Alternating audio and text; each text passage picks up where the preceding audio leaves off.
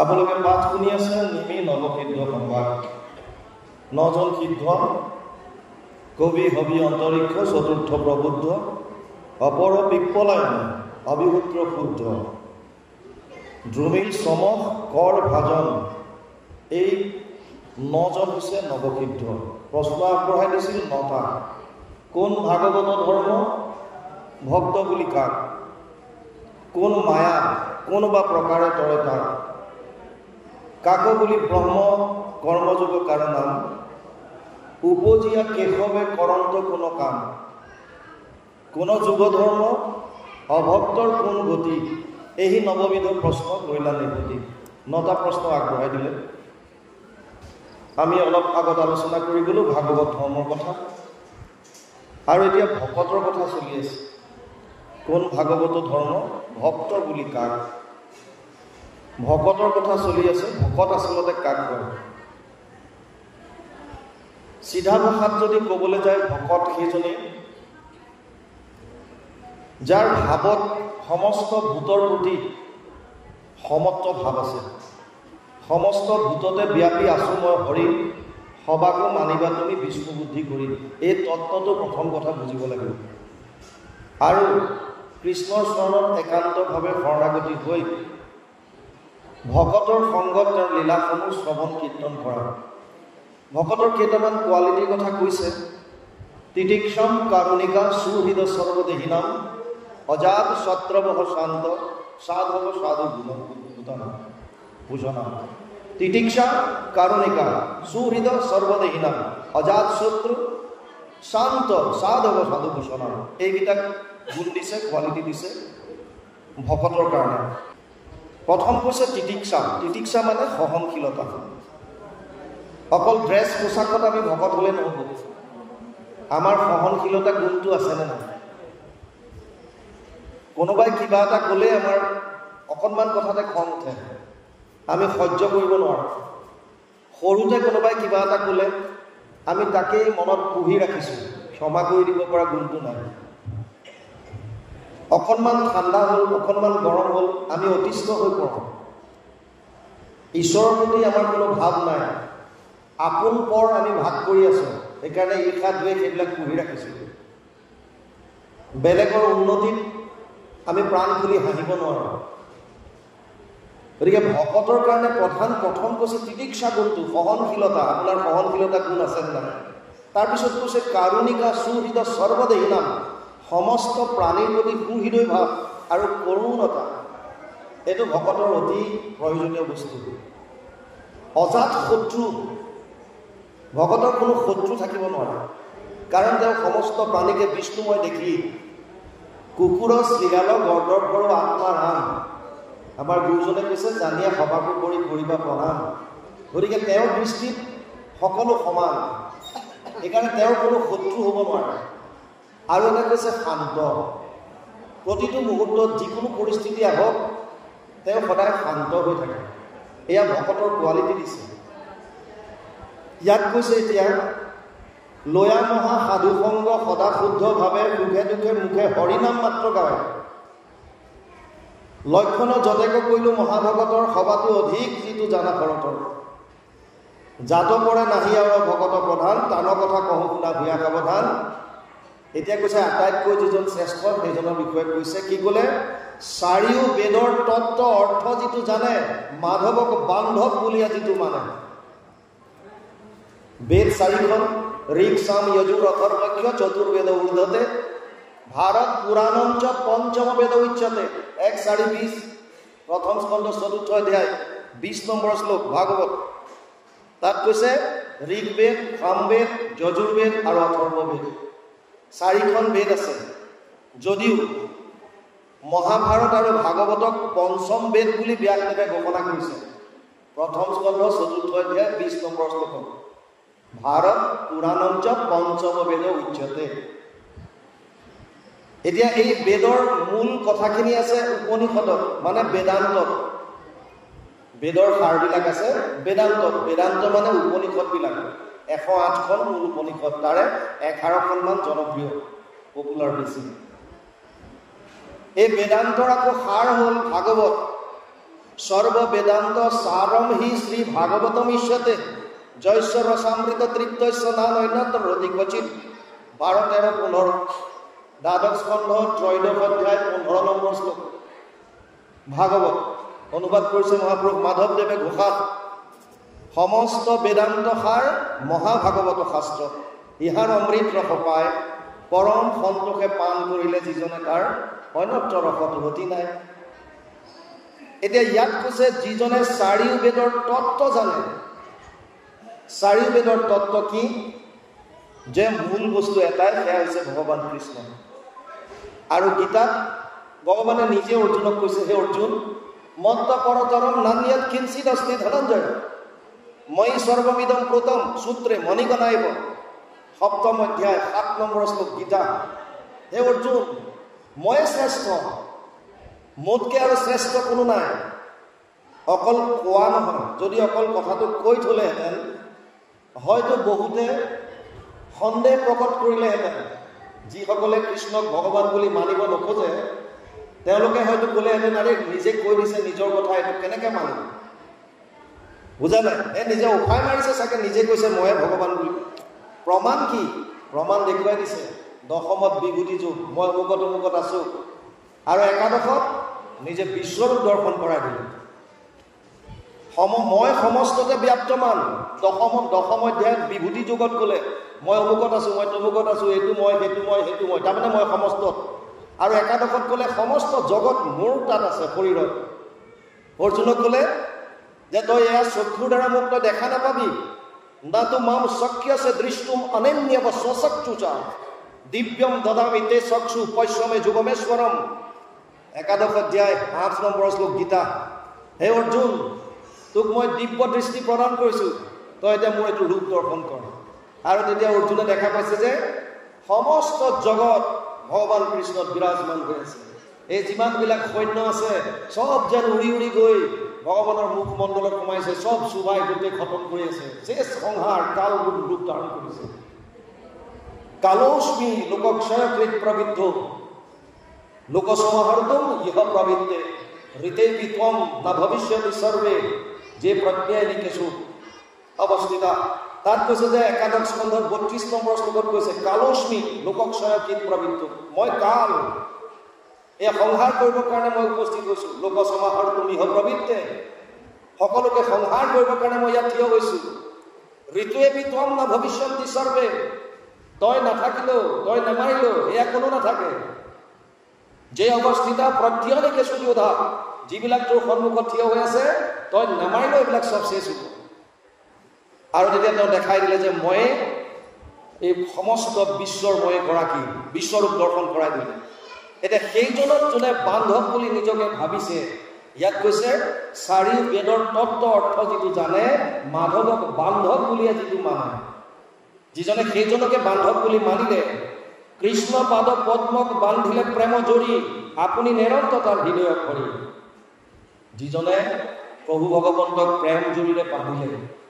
ভগৱান প্ৰেম প্ৰিয় আপুনি যশ গুণ গাওক ভগৱানৰ লীলাসমূহ শ্ৰৱণ কীৰ্তন কৰক প্ৰভু ভগৱন্ত আপোনাৰ পিছে পিছে দৌৰি ফুৰিব তেওঁ কৈছে অহম ভক্ত পৰাধীন প্ৰভু ভগৱন্ত যশ প্ৰিয় তেওঁ নিজৰ যশ গুণ শুনি ভাল পায় যিটোজনে ফুৰে মাধৱৰ নাম ধৰি পাছে পাছে ফুৰে দেৱ দেৱী স্তুতি কৰি মূৰ্তিমন্ত হোৱা 5 প্ৰকাৰৰ মুকুতি মুকলৈও বাপ বুলি কৰন্ত কাকুতি পিছে পিছে ঘূৰি ফুৰে আপুনি আৰু একো বিচাৰিবলগীয়া প্ৰয়োজনে নহয় কেৱল আমাৰ কাম হৈছে প্ৰভু ভগৱন্তৰ নাম লোৱা কেৱল নাম ইয়াত কৈছে যিজনে কৃষ্ণ পাদ পদ্মক বান্ধিলে প্ৰেম জড়ি আপুনি নিৰন্তৰ তাৰ হৃদয়ত ভৰি অকস্মাতো যিটো নাম লৈলে মাত্ৰ আহি এটাকে হৰন্ত তাৰ মহাপাপ ৰাখি অজামিলৰ বিষয়ে আপোনালোকে পাইছে পিতেকৰ মাত্ৰ নাম লৈছিল নাৰায়ণ বুলি আমাৰ বহুতে কয় নাৰায়ণ নাম লোৱাৰ কাৰণে তেওঁ মুক্তি পালে সেই সময়তে কেনেকৈ পালে অকণমান বস্তুটো আপোনালোকে ভালকৈ চালে দেখিব হয় প্ৰভু ভগৱন্তৰ নাম লোৱাৰ কাৰণে বিষ্ণুদূত আহি তেওঁক ৰক্ষা কৰিলে যমদূতৰ পৰা কিন্তু সেই মুহূৰ্তত মুক্তি দিয়া নাই তেওঁ পুনৰ জীৱিত হৈছে আপোনালোকে যদি কাহিনীটো ভালকৈ চায় যদিও লিখা থাকে যে নাৰায়ণ নাম লৈ পাৰ পালে, ঠিক আছে, কিন্তু ভালকৈ যদি আপোনালোকে লক্ষ্য কৰে, নাৰায়ণ নামটো লোৱাৰ কাৰণে তেওঁ পুনৰ জীৱিতহে হ'ল, বিষ্ণুদূত আহি ৰক্ষা কৰিলে, কিন্তু তেওঁ পুনৰ জীৱিত হোৱাৰ পাছত অনুশোচনাত ভুগিছে। মই এবাৰ নাম লৈ পেলাই যমদূতৰ পৰা ৰক্ষা পালোঁ, মোক বিষ্ণুদূত আহি ৰক্ষা কৰিলে, আৰু মই কি মূৰ্খামি কৰি আছোঁ। সেইকাৰণে তেওঁ সমস্ত সংসাৰ বাদ দি পেলাই কেৱল কৃষ্ণৰ নাম ল'বলৈ গুচি গ'ল, ঘৰ দুৱাৰ ত্যাগ কৰি, আৰু তাৰ পাছতহে তেওঁ মুক্তি পাইছে। বুজি পাইছে? কিন্তু যদি শ্ৰদ্ধা সহকাৰে আমাৰ যদি কেৱল নাম মাত্ৰ লয়, ৰাম কৃষ্ণ নাম যিটো লয় একবাৰ, কোটি জনমৰ পাপ ভস্ম হয়, তাৰ কোটি জনমৰ পাপ কেৱল এবাৰ মাত্ৰ যদি আমি নাম লওঁ। ইয়াত কৈছে এতিয়া আপুনি আকস্মাতো যিটো নাম লৈলে মাত্ৰ আশী, এতেকে হৰন্ত তাৰ মহাপাপৰ আশী। যিমানে পাপ নহওক কিয়, আমাৰ দ্বাৰা পাপ হৈয়ে থাকে, পঞ্চগুণা পাপ হয়। তাৰ উপৰিও কায়িকভাৱে আপুনি যদিও পাপ কৰা নাই, বস্তুটো ভালদৰে বুজিব, ইন্দ্ৰিয়ৰ দ্বাৰা কায়িকভাৱে যদিও আমি পাপ কৰা নাই, মানসিকভাৱে আমাৰ দ্বাৰা বহুত পাপ হৈ আছে। আৰু ভগৱান হৈছে ভাৱগ্ৰাহী। বুজি পাইছেনে? কৰ্মেন্দ্ৰিয়ানি সংযম যে আস্তে মনসা স্মৰণ। কৰ্মেন্দ্ৰিয়বিলাক জোৰ জবস্ত দবাই থৈ যিবিলাকে মনৰ দ্বাৰা বেয়া কথা ভাবি থাকে, সেইবিলাকো নথয়। গতিকে পাপটো আমাৰ পৰা অহৰহ হৈ আছে, ইয়াত কোনো ধৰণৰ সন্দেহ নাই। কিন্তু যমদূতসকলক যম ৰজাই কৈছে, ৰাম কৃষ্ণ নাম যিটো লয় একবাৰ, কোটি জনমৰ পাপ ভস্ম হয় তাৰ। এতিয়া প্ৰশ্ন আহিব পাৰে আপোনালোকৰ, যদি ৰামকৃষ্ণ নাম ল'লে কোটি জনমৰ পাপ যদি ভস্মই হয়, তেতিয়া আমি সদায় নাম কিয় ল'ব? হয়নে নহয়? যদি এবাৰ নাম ল'লে হৈ যায়, তেতিয়া এবাৰ নাম লৈ ল'লো, খতম। আকৌ গীতাত অৰ্জুনক আৰু এটা কৈছে, অন্তকালেচ মামেবম স্মৰণমুক্ত কলেবৰম ইয় প্ৰয়াতিশ মদভাৱময়াতি নাস্তিত্ৰ সংশয়। অষ্টম অধ্যায় 5 নম্বৰ শ্লোক গীতা। এই অৰ্জুন, শেষ মুহূৰ্ততো যদি কোনোবাই মোক স্মৰণ কৰিলে সি মোক পাব, তেতিয়াহ'লে আমি আগৰ পৰাটো চিন্তা কৰা লাভ কি? বুজি পাইছে? যদি এবাৰ নাম ল'লে হয়, যদি শেষ মুহূৰ্তত কৃষ্ণৰ কথা ভাবিলে হয়, তেতিয়া এতিয়াৰ পৰা আমাৰ কি লাভ? এনেকুৱা ভাৱ আহিব পাৰে। ৰাজস্থানত এজন বেপাৰী আছিল।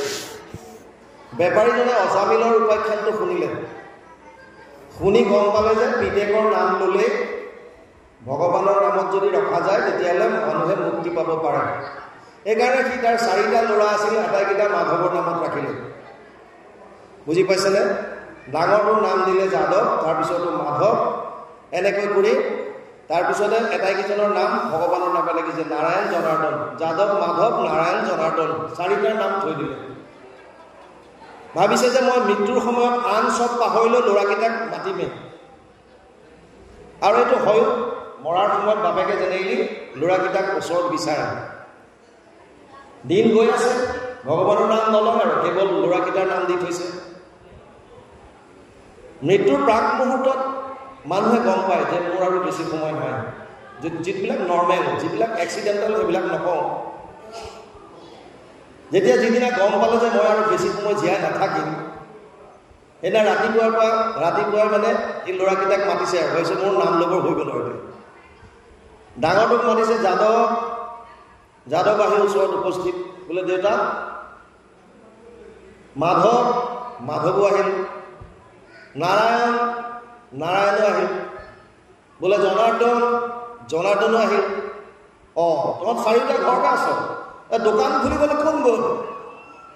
আৰু দোকান খুলিবলৈ কোন গ'ল বুলি কোৱাৰ লগে লগে তাৰ মৃত্যু। তাৰমানে শেষ মুহূৰ্তত যিটো স্মৰণ আহিল, কি আহিল? দোকান। কিয়? গোটেই জীৱনটো দোকান কৰি আছিলে। আপুনি যিটো বস্তু এতিয়াৰ পৰা অভ্যাস কৰিব, সেই বস্তুটোহে সময়ত আপোনাৰ মনলৈ আহিব। সেইকাৰণে অৰ্জুনক বৰ সুন্দৰ কথা এটা গীতাত কৈছিল, অথচিত্তম সমাধাতুম নশক্নোষি ময়ি স্থিৰম অভ্যাস যোগে নাততো মাম ইচ্ছাপ্তুম ধনঞ্জয়। হে অৰ্জুন, তই যদি মনটো মোক দিব পৰা নাই, অভ্যাস যোগৰ দ্বাৰা মোক পাবলৈ চেষ্টা কৰ। অভ্যাস যোগ কোনটো? শ্ৰৱণ কীৰ্তন। সেইকাৰণে গুৰুজনাই কৈছিলে, যদ্যপি ভকতি নৱবিধ মাধৱৰ শ্ৰৱণ কীৰ্তন আতসন্ত শ্ৰেষ্ঠতম। তাৰমানে এতিয়াৰ পৰা যদি আমি ৰেগুলাৰ শ্ৰৱণ কীৰ্তনৰ অভ্যাস কৰোঁ। দ্বিতীয় প্ৰশ্নটো, যদি এবাৰ নাম ল'লে যদি আমি পাৰ পাওঁ, ৰামকৃষ্ণ নাম যিটো লয় একবাৰ কোটি জনমৰ পাপ ভস্ম হয় তাৰ, তেতিয়াহ'লে সদায় কিয় ল'ব লাগে? পাতেকৰ বাসনাৰ ক্ষয়ৰ নিমিত্তে। বুজি পালেনে? সদায় কিয় ল'ব লাগে? পাতেকৰ বাসনাৰ ক্ষয়ৰ নিমিত্তে সততে নামক সুমৰিব লাগে নিতে।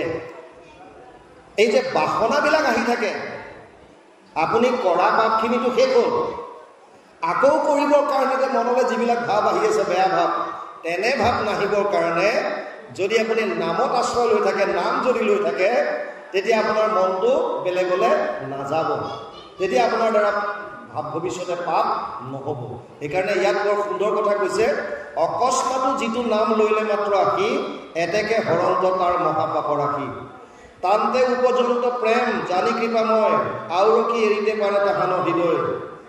যিজনে নাম ল'লে এনেকুৱাকৈ ভগৱান কৃষ্ণ বান্ধোন খাই যায়, তেওঁৰ হৃদয় আৰু কেতিয়াও এৰিব নোৱাৰে।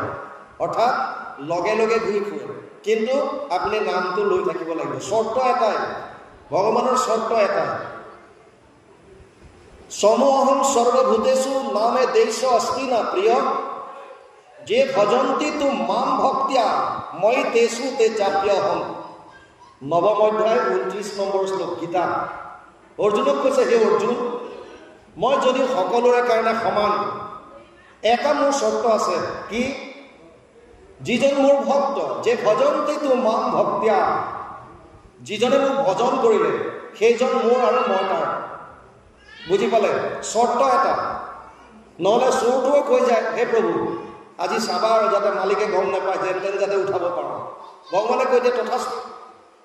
আৰু পুলিচেও কয় ইফালে, হে প্ৰভু এই চোৰটোৱে বৰ উৎপাত কৰিছে, ইয়াক যাতে ধৰিব পাৰোঁ, তথাস্তু। বুজি পালে? কাৰো প্ৰতি ঈৰ্ষা নাই, চবকে সমান। সূৰ্যৰ পোহৰ চাই চিতি নিদিয়ে, এইটো পাপী ইয়াক সূৰ্যৰ পোহৰ নিদিওঁ, এইটো নিষ্পাপ ইয়াক সূৰ্যৰ পোহৰ দিম, এনেকুৱা নাই। পোহৰ সমানে দিছে। ঘটনা হ'ল এতিয়া আমাৰ ভক্তিটো কেনেকুৱা, আমি কেনেকৈ ঈশ্বৰক ভক্তি কৰিছোঁ, কেনেকৈ তেওঁৰ নাম লৈছোঁ, কৃপাৰ পাত্ৰ, ভক্তিৰ পাত্ৰটো আমাৰ কেনেকুৱা।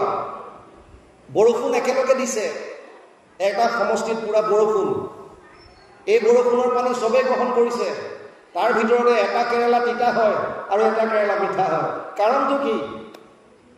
আপোনাৰ পাত্ৰবিলাক কেনেকুৱা, আপুনি কেনেকৈ ধাৰণ কৰিছে। বৰষুণৰ পানী গ্ৰহণ কৰিবৰ কাৰণে আপুনি কলহটো উল্টাই থৈছেনে নাই, ভালকৈ ৰাখিছে। সেইকাৰণে প্ৰথম কথা আমি এইটো শুদ্ধ কৰিব লাগিব। এই যে যিমান অনুষ্ঠান চলিছে, এয়া ভগৱানক পাবলৈ নহয়, আমাৰ হৃদয় পবিত্ৰ কৰিবলৈ। ভগৱানক বিচাৰি ফুৰিবৰ প্ৰয়োজনে নাই, কাৰণ দেৱৰো ঈশ্বৰ হৰিতান্ত মহাযত্ন কৰি লৈও একো শৰণ সাক্ষাৎ, যাৰ ইচ্ছা মুখ্য পাইবে নালাগে দূৰক যাইবে, আছে হৰি খবৰো হিয়াত। আপুনি ভগৱানক ক'ত বিচাৰিব লাগে? ভগৱানটো আছেই, আপোনাৰ হিয়াত বিৰাজমান হৈ আছে, কিন্তু আমাৰ এখন মলিৰ পৰ্দা আছে, মায়াৰ পৰ্দা। আপুনি ৰাতিপুৱা উঠি আইনাত মুখখন চাবলৈ গৈছে, আইনাত যদি পুৰা ধূলি পৰি থাকে তেতিয়া আপোনাৰ মুখখন দেখা নাপাব। বুজি পাইছে? আইনাখন সন্মুখত, আপুনিও সন্মুখত, ওচৰা ওচৰি আছে, কিন্তু আপুনি দেখা নাপায়। কিয়? আপোনাৰ আইনাত মলি আছে। মলিখিনি চাফা কৰিব লাগিব। যেতিয়ালৈকে চাফা নহয়, আপোনাৰ আৰু ভগৱানৰ মাজৰ যিখন পৰ্দা, মায়াৰ পৰ্দা, এইখন চাফা যেতিয়ালৈকে নহয়, তেতিয়ালৈকে আপুনি হৃদয়তে থকা বস্তুও দেখা নাপায়। হৃদয়তে আছে, কিন্তু আমি দেখা নাপাওঁ, কাৰণ ভগৱানৰ যিটো মায়া, মায়া আহিবই, আমি মায়া আহিলে কথা পাতিম। মায়াৰ দুটা মূল ভাগ আছে, এটা জীৱ মায়া, এটা গুণ মায়া। জীৱ মায়াৰ দুটা ভাগ আছে, এটা হৈছে আৱৰণ, যি আমাৰ ওপৰত এখন পৰ্দা পেলাই থয়, আৰু এটা হৈছে বিক্ষেপণ, যিটোৱে আমাক সংসাৰৰ ফাললৈ মনটো পেলাই দিয়ে, লৈ যায়, ভগৱানৰ পৰা আঁতৰাই ধন টকা পইচালৈ লৈ যায়। সেইটো মায়াৰ খেল, চব জীৱ মায়া।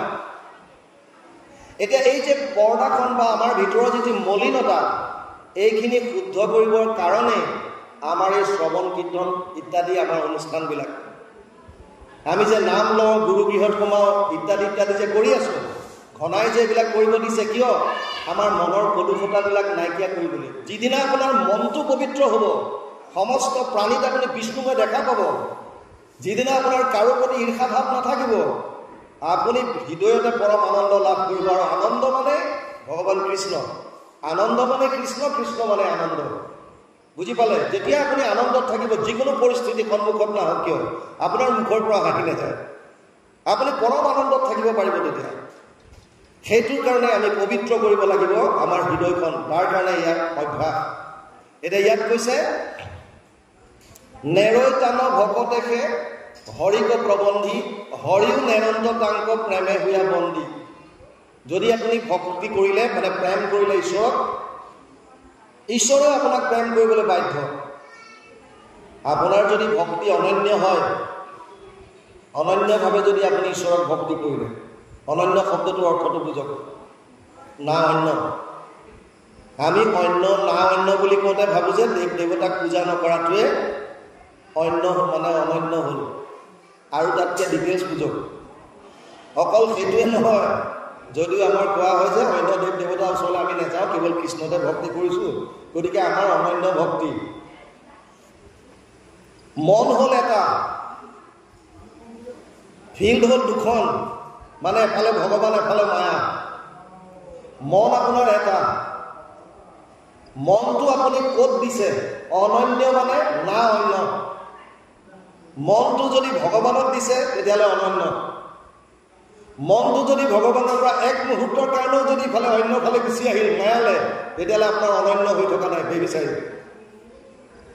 বুজি পালে? টেকনিকটো বুজি পাইছে নাই? অকল দেৱ দেৱীয়ে নহয়, ধন টকা পইচা বিষয় বাসনাৰ প্ৰতিওতো যদি মনটো লগাই থৈছে, সেইটো আপোনাৰ অনন্য হোৱা নাই, কাৰণ আপোনাৰ মনটো ভগৱানৰ পৰা গুচি আহিল। ভগৱানৰ পৰা মনটো যিটো মুহূৰ্তত গুচি আহিব, আপুনি অনন্য হৈ থকাই নাই, শেষ। সেইকাৰণে প্ৰতিটো মুহূৰ্তত সুতমুনিয়ে আৰম্ভ হওঁতে কৈছিল, যেতিয়া শৌনকে প্ৰশ্ন কৰিছিল, তত্ৰ তত্ৰ অঞ্জস আয়ুষ্মান ভৱতায়ত বিনিশ্চিতম পুংসাম একান্তত শ্ৰেয় তদ না সংচিতুম অৰ্হসি। 1:1-9 প্ৰথম স্কন্ধ প্ৰথম অধ্যায় 9 নম্বৰ শ্লোক ভাগৱত। শৌনকে প্ৰশ্ন কৰিছিল যে, হে সুতমুনি, কলিযুগৰ মানুহৰ কাৰণে কল্যাণকাৰক আটাইতকৈ শ্ৰেষ্ঠ কৰ্মটো কি, মোক কোৱা। আৰু তেতিয়া সুতমুনিয়ে উত্তৰ দিছিল, সবেই পুংসাম পৰো ধৰ্ম যত ভক্তিৰ অধুক সজে অহেতুকি অপ্ৰতিহত যেন আত্মা সম্প্ৰসিদ্ধতি। 1:2-6 প্ৰথম স্কন্ধ 2য় অধ্যায় 6 নম্বৰ শ্লোক ভাগৱত। কলিযুগৰ মানুহৰ কাৰণে শ্ৰেষ্ঠ কল্যাণকাৰক যদি কিবা কৰ্ম আছে, সেয়া হৈছে কৃষ্ণত ভক্তি। কিন্তু চৰ্ত দুটা বান্ধি দিছে, আমি সেইটো গুৰুত্ব নিদিওঁ। চৰ্ত দুটা দিছে, কি? প্ৰথম কৈছে অহেতুকি, হেতু থাকিব নোৱাৰিব। কৃষ্ণক ভক্তি কৰোঁতে নিষ্কামভাৱে কৰিব দিছে, কিন্তু আমি চবেই সকামভাৱে কৰোঁ। কৃষ্ণৰ ওচৰলৈ আহোঁ, কিন্তু কেনেকৈ আহোঁ? সকাম ভাৱ লৈ, এইটো লাগে সেইটো লাগে, অমুকটো দিয়া সেনুকটো দিয়া। অৰ্জুনক কৈছে, মোক 4 ধৰণৰ ভকতে মোৰ ওচৰলৈ আহে। চতুৰ্বিধা ভজতে মাম জনা সুকৃতিনো অৰ্জুন আৰ্ত জিজ্ঞাসু অৰ্থাৰ্থী জ্ঞানী চ ভৰতৰ্ষভ। 7ম অধ্যায় 16 নম্বৰ শ্লোক। হে অৰ্জুন, মোৰ ওচৰলৈ 4 ধৰণৰ ভকত আহে। কি? এবিধ হৈছে আৰ্ত, বিপদত পৰি, গজেন্দ্ৰৰ দৰে।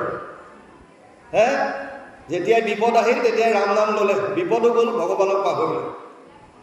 এবিধ আছে জিজ্ঞাসু, যাৰ জানিবলৈ ইচ্ছা, মই কোন, ক'ৰ পৰা আহিছিলোঁ, মই এতিয়া কি কৰা উচিত, মই ক'লৈ যাম, এই জনাৰ যাৰ প্ৰবল ইচ্ছা, ভগৱান কোন, আত্মা কি, সেই ধৰণে যিসকলে ভক্তি কৰিছে জানিবৰ কাৰণে, জিজ্ঞাসু ভাৱ লৈ। এটা আছে অৰ্থাৰ্থী, ধ্ৰুৱৰ দৰে, টকা পইচা বিচাৰি, ধন টকা পইচা সম্পত্তি, যাৰ যিমান যি ভাৱ আৰু, ল'ৰাটোৰ কাৰণে ছোৱালী এজনী চাই দিয়া, ছোৱালী দুজনীৰ কাৰণে ল'ৰা এটা চাই দিয়া, ছোৱালীজনীয়ে পৰীক্ষা দিছে, সেই প্ৰভু ৰিজাল্টটো যাতে ভাল কৰি দিয়া, ইত্যাদি ইত্যাদি আৰু মনোবাঞ্ছা বহুত। আৰু লগতে আজিকালি ঘোষ দিয়া আৰম্ভ কৰিছে। হে প্ৰভু, এই ল'ৰাটোৰ কাৰণে ভাল ছোৱালী এজনী চাই দিয়া, অমুকত শৰাই এখন দি দিম বা অমুকত গেটখন বনাই দিম। এনেকুৱা বহুত আছে। ল'ৰাটোৰ চাকৰিটো যদি সোনকালে কৰাই দিয়া, এই নামঘৰৰ সিফালে টিংখিনি ময়ে লগাই দিম। চব ঘোষ, এইবিলাক ঘোষ। আৰু ভগৱানে কৈছে তোমালোকক ঘোষ মোক নালাগে, কাৰণ মই কোটি কোটি ব্ৰহ্মাণ্ডৰ মালিক। তোমালোকৰ এইবিলাক ঘোষ মোৰ কাম নাই। যদি দিব বিচাৰিছা তেতিয়াহ'লে মনটো দিয়া খালি। ময়ে মন আধৎস মই বুদ্ধি নিবেশয় নিবশিষ্যসি ময়ে বত ঊৰ্ধন সঞ্চয়। দ্বাদশ অধ্যায় 8 নম্বৰ শ্লোক গীতা। হে অৰ্জুন, পাৰ যদি মনটো আৰু তোৰ বুদ্ধিটো মোক দি থৈ দে, বছ হৈ গ'ল, কামটো শেষ। কিন্তু আমি বেলেগবিলাক দিব বিচাৰোঁ, অৰ্থাৰ্থী, আশা লৈ যাওঁ। এইবিধ হৈছে জ্ঞানী, সনত কুমাৰ আদিৰ দৰে, নাৰদৰ দৰে, যিসকলে জানে, মহাপুৰুষসকলৰ দৰে। মনুষ্য জনম লৈছোঁ যেতিয়া কৃষ্ণত ভক্তি কৰি তেওঁৰ গুণানুকীৰ্তন কৰাটো আমাৰ কৰ্তব্য। মানুহৰ জনম যদি সফল কৰিব বিচাৰিছে, মহাপুৰুষ মাধৱদেৱে ঘোষাত তাৰ ফৰ্মুলা দি গৈছে, হৰি চৰণে শৰণ লৈলোঁ, মানৱী জনম সফল কৰিলোঁ। ক্লিয়াৰ কাট দি থৈ গৈছে। যেতিয়ালৈকে শৰণাগতি নহ'ম তেতিয়ালৈকে কাম নহ'ব। 4 ধৰণৰ ভকত ভগৱানৰ ওচৰলৈ আহে। কিন্তু কি কৈছে? সুতমুনিয়ে কৈছিল অহেতুকীভাৱে আহা, নিষ্কামভাৱে। আৰু দ্বিতীয়টো চৰ্ত দিলে অপ্ৰতিহত, মানে আনব্ৰেকেবল, কণ্টিনিউ, নিৰন্তৰ। আমি অধ্যায়ৰ শেষত সকলোৱে গাওঁ নিৰন্তৰে ডাকি বোলাৰ অপৰাম। এই নিৰন্তৰ মানে কি? চিন্তা নকৰ। নিৰন্তৰ মানে অন্তৰবিহীন। তেল ঢালি দিলে তেলৰ যিটো ধাৰ, মাজত গেপ নথকা। কণ্টিনিউভাৱে ঈশ্বৰৰ নাম ল'বলৈ দিছে। ইন্দ্ৰিয়ৰ দ্বাৰা কৰ্ম কৰি থাকক, মনটো ঈশ্বৰৰ চৰণত থৈ দিয়ক, বছ, কাম সিমানে। সেই কামটো যদি আমি কৰিব পাৰিলোঁ, অভ্যাস কৰক লাহে লাহে। আমিতো প্ৰায় জেগাত কওঁ যে আপোনালোকে এলাৰ্ম লগাওক নে 15 মিনিটৰ মূৰে মূৰে। মোবাইল চাবৰ হাতত আছে। প্ৰথমতে অভ্যাস কৰক, আধা ঘণ্টাৰ মূৰত লগাওক মোবাইল। মোবাইলটো বাজিলে ভাবিব ভগৱান, মই নাম ল'ব লাগে, ভগৱান মোৰ লগত আছে, আছে মোৰ লগত, ভগৱান আছে, ভগৱান আছে।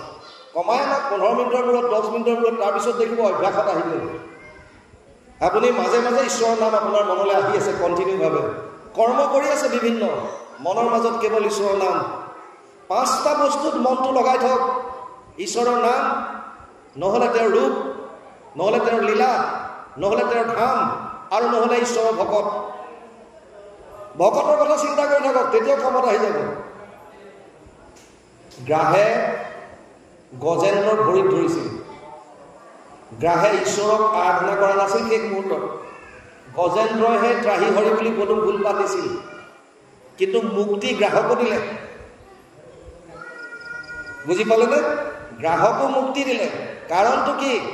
কাৰণ গ্ৰাহে প্ৰভু ভগৱন্তৰ ভকতৰ ভৰিত ধৰিলে।